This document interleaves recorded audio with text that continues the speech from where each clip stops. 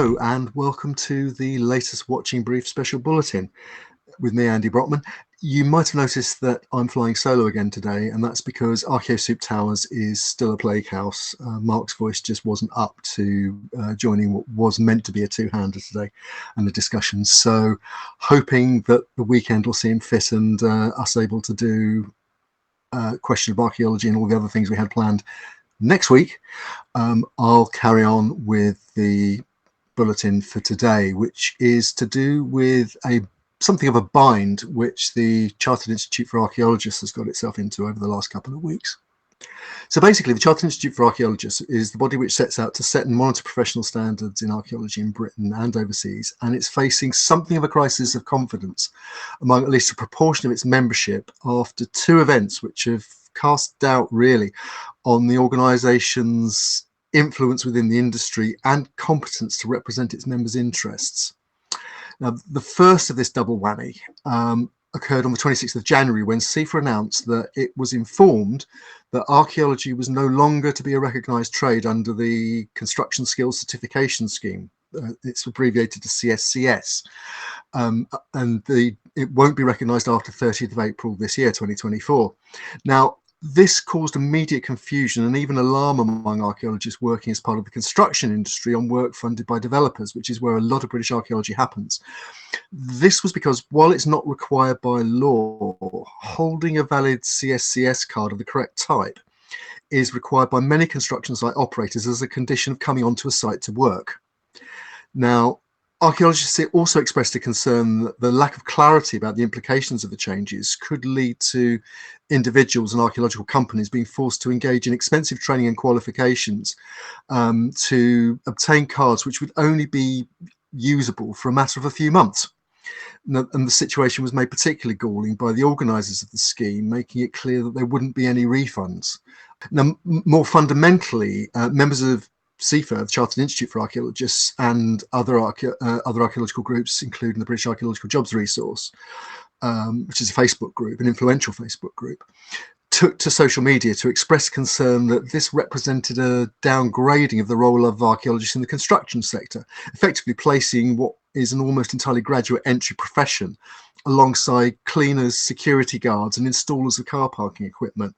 The Chartered Institute for Archaeologists in particular responded by saying, quote, "Although CSCS's decision sends an unfortunate signal, it doesn't change the fact that archaeology is an integral part of the construction process, which is required in the planning process and delivers positive public benefits as part of the development process." CIfA added that the organisation was working with the employers body, the Federation of Archaeological Managers and Employers, abbreviated to FAME very often, to clarify the situation. Current guidance on the CIfA website tells individual members and employers to simply take up the matter with clients on a case-by-case basis. And in the case of any problems, employers are told not to contact CIfA, but to contact CSCS itself, the organisers of the scheme. The CIfA official had told the British Archaeological Jobs Resource Facebook group that while CIfA hadn't been consulted about the decision to drop archaeology from the scheme, it was at least given an opportunity to correct the press release about them being dropped. That was about to be eclipsed by the reaction to another statement to members released by CIfA apparently without any warning and let alone any attempt to prepare the ground. And it is quite a momentous statement. Quote, "CIfA is no longer issuing minimum salary recommendations in the UK." And this comes barely weeks after the previous recommended salary minimums came into effect. The statement went on to explain that the search for an alternative has been underpinned by the need to be clear about the different roles of a professional body and a trade union regarding issues of low pay, and by our concern that focusing on minimum salaries may detract from the real value of archaeological skills. Responding to that statement, members of CIfA active on social media exploded really with indignation. Among the kinder comments greeting the announcement was the question of why the decision had been made before this new approach of, quote, benchmarking had been worked out and was in place. However, more visible was the anger that archaeology's main representative body appears to have abandoned any attempt to protect the lowest paid members of what's often perceived, even by its own practitioners, to be a notoriously poorly paid and insecure profession which lacks effective career paths and has a high turnover of especially early career staff. There was even a short-lived petition launched by a CIfA member calling on the board of CIfA to resign as a result of the statement. Meanwhile, the archaeology branch of the trade union Prospect issued a statement in response saying that while it understood that CIfA had to act within its remit as a professional body, as far as Prospect was concerned, quote, nothing had changed. And it committed union staff and members to continuing to work with others in the industry, including the Badger Group and CIfA, to improve pay and conditions. The union said Prospect reps and members will continue to work hard on tackling difficult financial positions that many find themselves in, along with continuing our work in areas such as equality and safety. Now, as a trade union, Prospect, which claims to have over 1,400 members working in archaeology across some 90 employers, it exists to try and influence directly pay and conditions of its members. And a groundswell of opinion on archaeological social media seems to be suggesting that membership of Prospect and other trade unions which recruit archaeologists such as Unison might be a more effective use of their money than membership of CIfA, at least as far as better paying conditions are concerned. One group, however, appears to be highly satisfied with CIfA's new stance.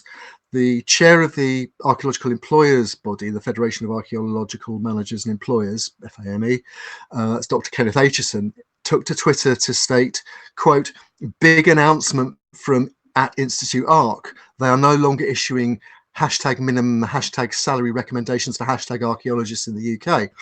It's the right decision to make, and the Institute had tied itself in knots over this for years, end quote.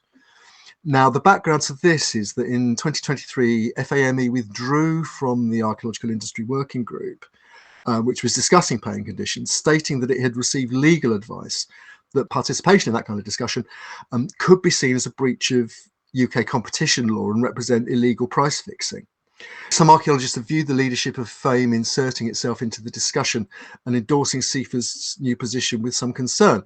One senior archaeologist told the Pipeline that the relationship between CIfA and FAME had been regarded as too close for years, and another greeted a fresh statement from CIfA on the 15th of February with the acid question as to whether CIfA had checked the content with Dr. Aitchison.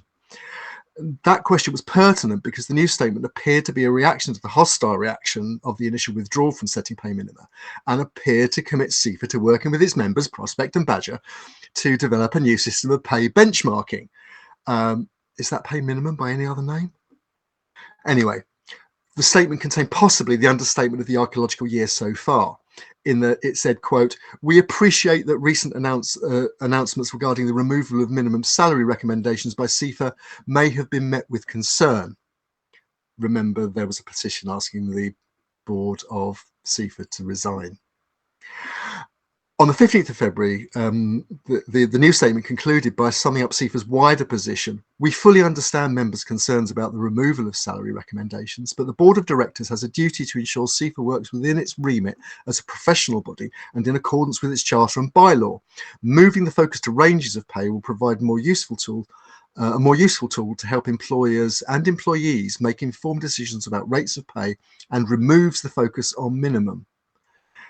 This was followed by another statement on the 22nd of February. Moving the focus away from minimum salaries, we will be better able to provide a more useful tool to help employers and employees make informed decisions about rates of pay.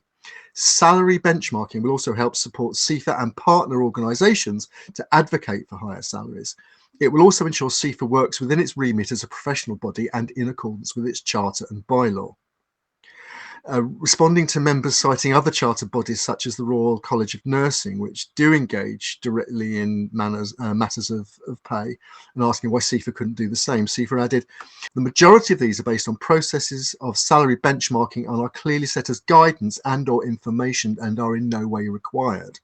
The process of salary benchmarking CIfA is working towards will adopt a similar approach and put CIfA in a better position to advocate for better pay and conditions. An administrator on the British Archaeological Jobs Resource Facebook group summed up the disquiet being expressed towards the performance of the managers at CIfA. Quote, everything has been presented as a fait accompli. There's been a distinct lack of consultation and transparency. This is a dismissive way to act towards members. It's another disappointing response.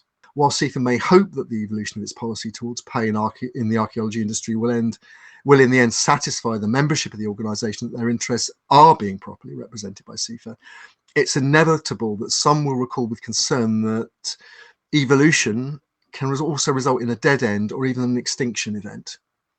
And it probably doesn't help the optics of the controversy that while appearing to withdraw from direct matters of low pay in archaeology, in January this year, just a few weeks ago, CIfA was advertising for a new chief executive on a salary of between £80,000 and £100,000.